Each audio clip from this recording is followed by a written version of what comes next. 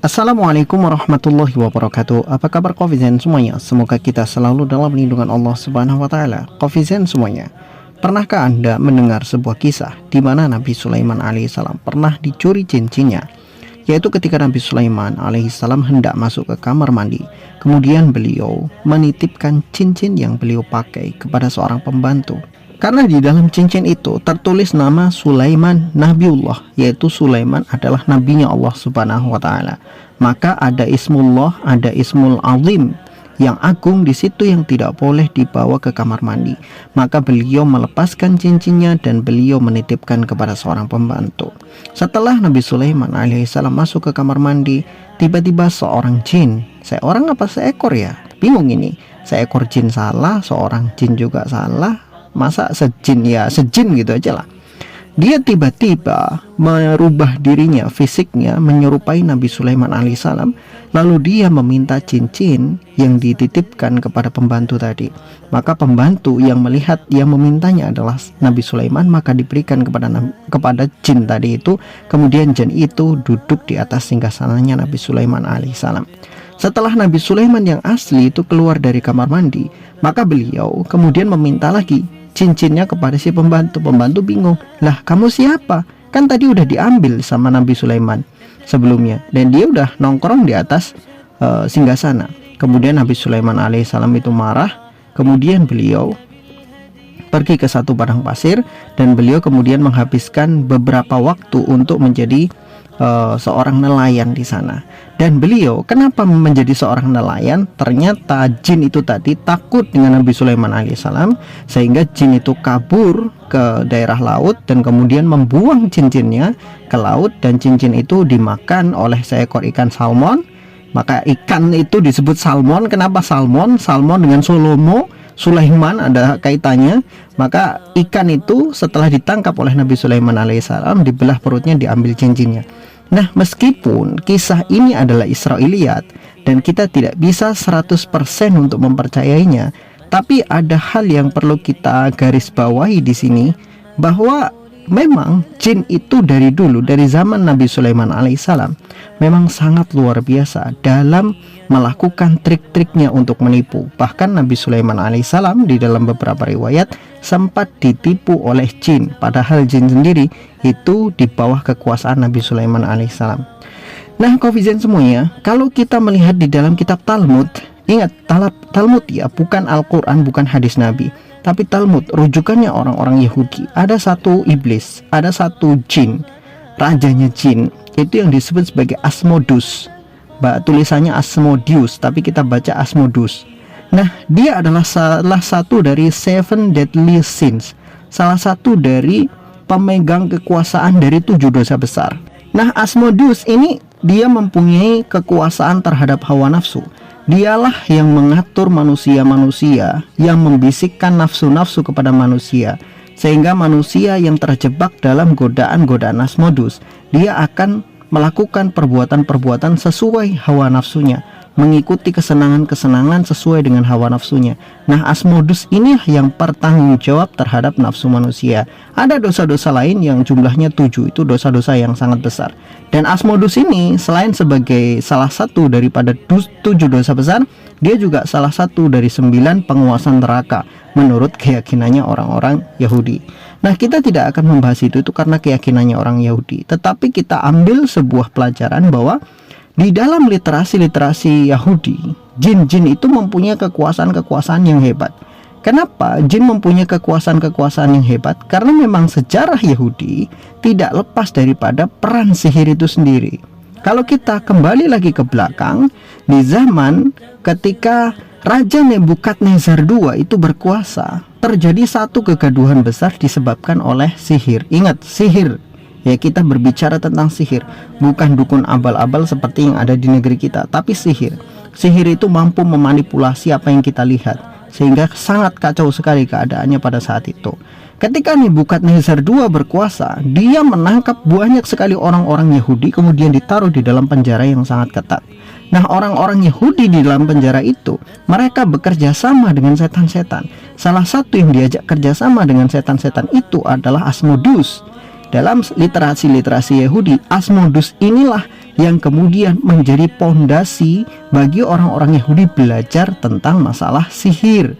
Kalau kita buka di dalam Al-Quran, di dalam surat Al-Baqarah, Allah Subhanahu wa Ta'ala menyebutkan, "Wattaba'u ma tatlu syayatinu ala mulki Sulaiman wa ma kafaru Sulaiman walakinna syayatina kafaru yu'allimuna an-nasa as-sihra wa ma unzila 'alal malakaini bi Babila Harut wa Marut."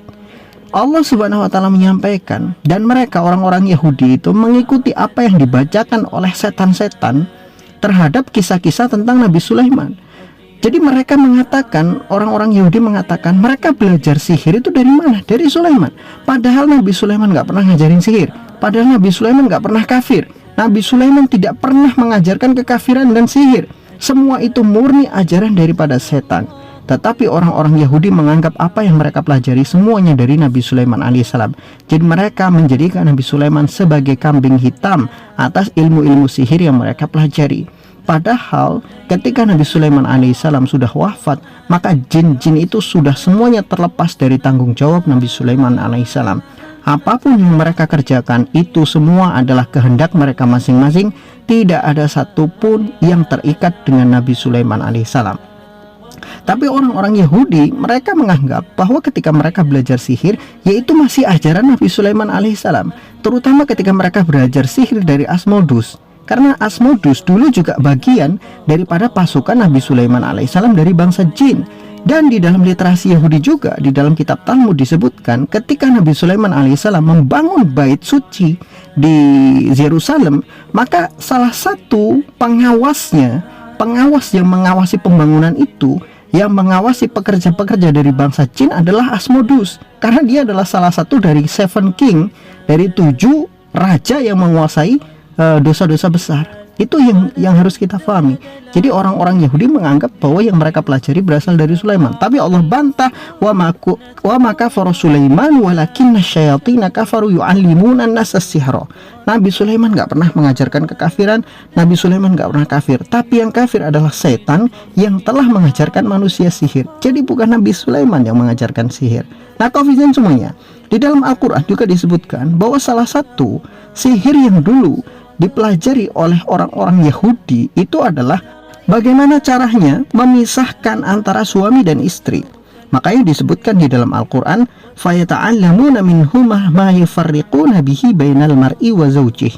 Jadi orang-orang yang pada saat itu belajar sihir dari 2 malaikat yang Allah Subhanahu wa Ta'ala turunkan. Kembali kita ingatkan bahwa ketika terjadi kekacauan yang sangat besar sekali di Babilonia di bawah kekuasaan Raja Nebukadnezar II, maka pada saat itu Allah menurunkan 2 malaikat, yaitu Harut dan Marut. Harut dan Marut mengajarkan sihir kepada manusia. Sihir ini bukan untuk dibuat kejahatan, tetapi Allah mengajarkan sihir kepada manusia untuk menangkal sihir yang jahat yang diajarkan oleh jin.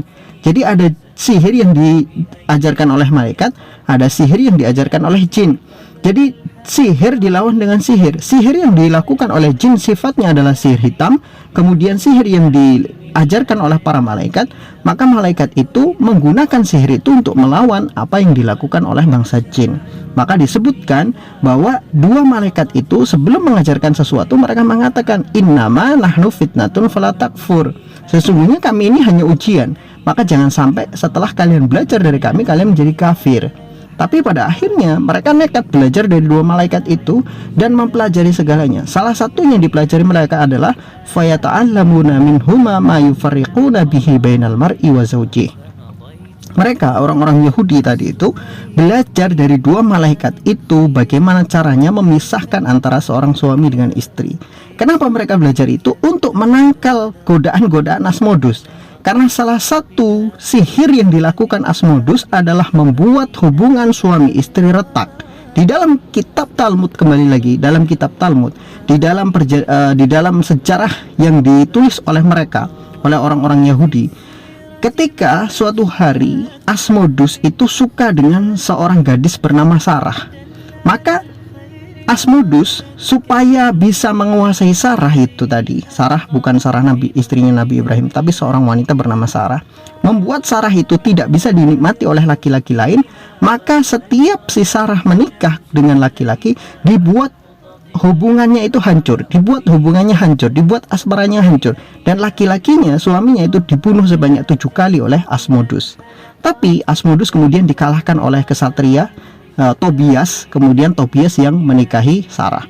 Nah, artinya kemampuan salah satu yang dimiliki oleh Asmodus itu memisahkan hubungan suami dengan istri, dan itu dikonfirmasi di dalam Al-Quran bahwa sihir yang dipelajari oleh orang-orang Yahudi saat itu memisahkan hubungan suami istri.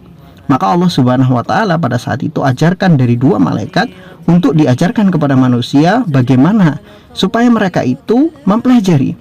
Begini loh cara-caranya jin itu untuk memisahkan hubungan suami istri. Nah, koefisien semuanya, tapi sayangnya di dalam sejarah dikatakan bahwa apa yang diajarkan oleh malaikat Harut dan Marut, yaitu dari sihir-sihir yang seharusnya dijadikan penangkal daripada sihir yang diajarkan oleh setan, oleh iblis, oleh jin, justru malah digunakan oleh manusia untuk merusak juga, menjadi tandingan daripada sihir-sihir yang dilakukan oleh bangsa jin.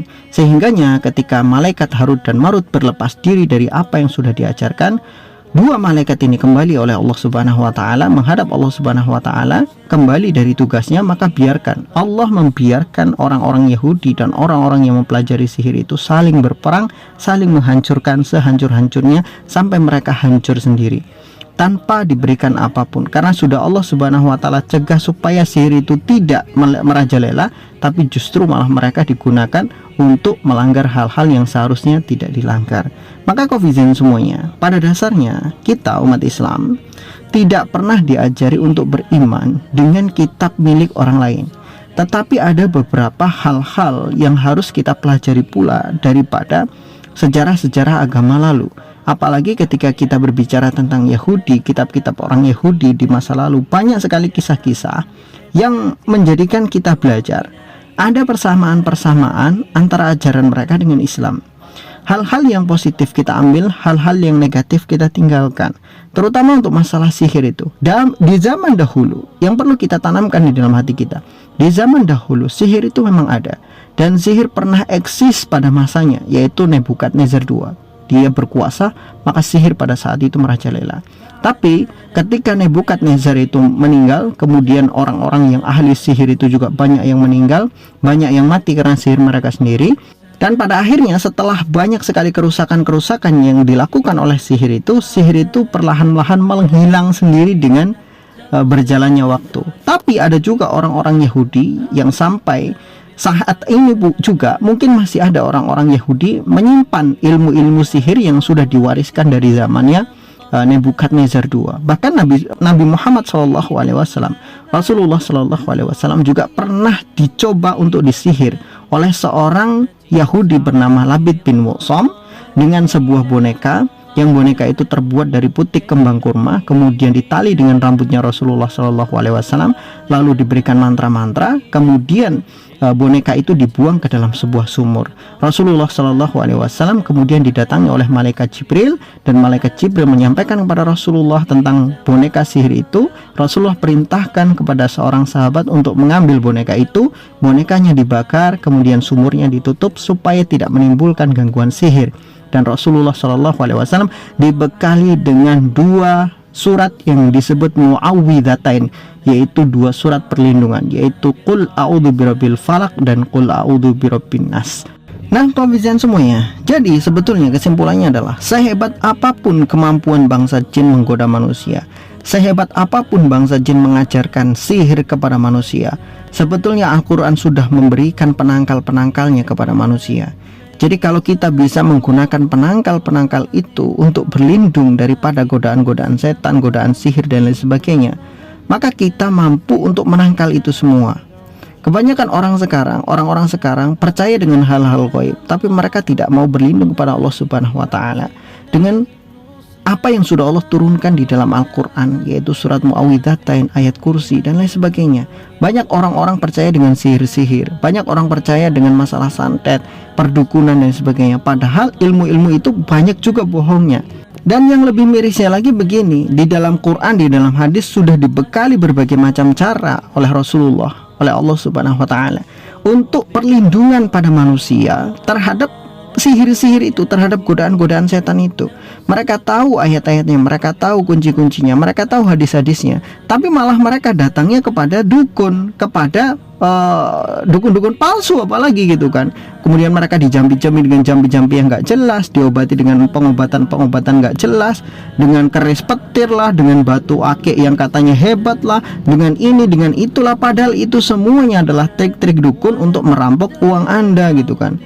Padahal yang jelas-jelas di dalam Quran bagaimana caranya untuk menghadapi masalah sihir itu sudah ada ayat-ayatnya, justru nggak dipakai. Padahal ngakunya dia orang Islam, malah justru percaya kepada dukun-dukun palsu. Yang dukun-dukun itu sendiri mereka hanyalah mencari uang dan mencari untung dari orang-orang yang datang kepada mereka. Inilah bodohnya umat-umat Islam saat ini. Mereka terjerumus kepada hal-hal bodoh disebabkan mereka tidak mau tahu. Bukan mereka nggak tahu, mereka tidak mau tahu. Mereka percaya terhadap hal-hal yang gaib, tapi sudah dikasih kunci-kuncinya untuk menghadapi itu di dalam Quran, malah mereka abaikan ayat-ayat Quran, malah mereka percaya dengan tukang-tukang sihir palsu. Sedangkan Rasulullah SAW menyampaikan bahwa dukun itu dari 100 perkataannya hanya satu yang benar. Satu kebenaran itu pun juga masih diikuti dengan berbagai macam kedustaan dan kebohongan. Jadi siapa orang goblok yang mau percaya kemungkinan besar perkataannya itu dari 100 yang betul cuma satu? Hanya orang yang betul-betul goblok yang mau percaya dengan dukun, kan gitu. Wallahu a'lam bishawab. Semoga bermanfaat.